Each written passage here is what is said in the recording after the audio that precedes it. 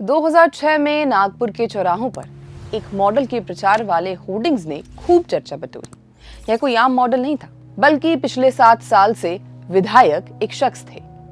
अब आप समझ गए होंगे कि हम किसकी बात कर रहे हैं। जी हाँ, हम बात कर रहे हैं महाराष्ट्र के नए मुख्यमंत्री नेता देवेंद्र फडणवीस की। 2014 में दिल्ली की राजनीति का चेहरा बनकर मुंबई की सियासत में छा जाने वाले देवेंद्र फडणवीस आज एक परिपक्व और मंझे हुए नेता के रूप में पहचाने जाते हैं। कभी हर मुद्दे पर सियासी विवाद खड़ा कर देने वाले फडणवीस अब बेहद सोच समझकर बयान देते हैं। उन्हें अच्छी तरह पता है कि कब, कहां और क्या कहना है। आज वो महाराष्ट्र में बीजेपी के लिए सबसे भरोसेमंद और अनमोल नेता बन चुके हैं। हालांकि नागपुर के एक साधारण लड़के से लेकर महाराष्ट्र के मुख्यमंत्री बनने और अब एक प्रभावशाली नेता के रूप में पहचान बनाने तक का उनका सफर आसान नहीं था। आज 2024 में उन्होंने एक बार फिर से महाराष्ट्र के सीएम पद को हासिल कर लिया है। 22 जुलाई 1970 को नागपुर के एक मराठी परिवार में जन्मे देवेंद्र बचपन से ही राजनीति में काफी करीब रहे। उनके पिता गंगाधर फडणवीस आरएसएस के प्रचारक और जनसंघ के नेता थे। जब वो 17 साल के थे तो उनके पिता का हार्ट अटैक से निधन हो गया।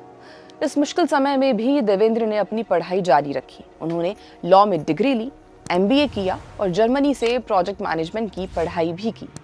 इसके बाद फिर उन्होंने अपने कदम राजनीति में रखे।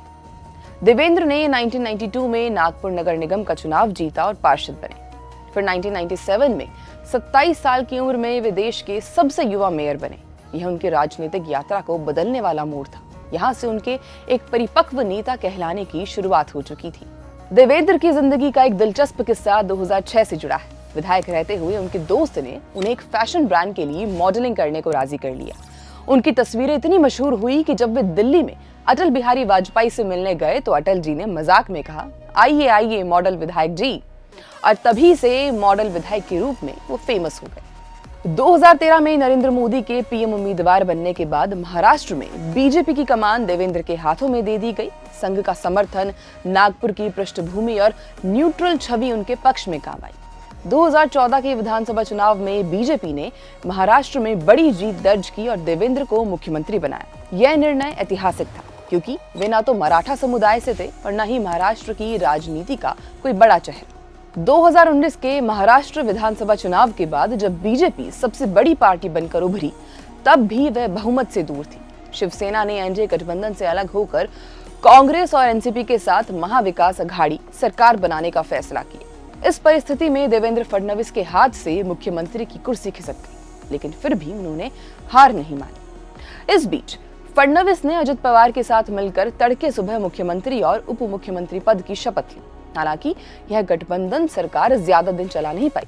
अजित पवार जल्द ही शरद पवार के साथ लौट गए, जिससे फडणवीस बहुमत साबित नहीं कर पाए और उन्हें इस्तीफा देना पड़ा। लेकिन 2023 में बाजी पलट गई।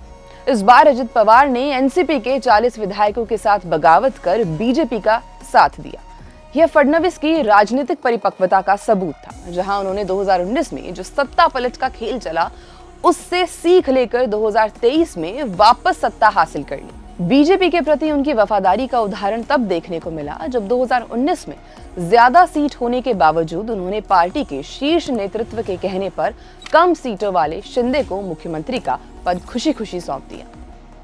एक वक्त था जब वे मॉडल विधायक के नाम से जाने जाते थे, लेकिन आज उनकी पहचान एक चतुर रणनीतिकार और परिपक्व राजनेता के रूप में है।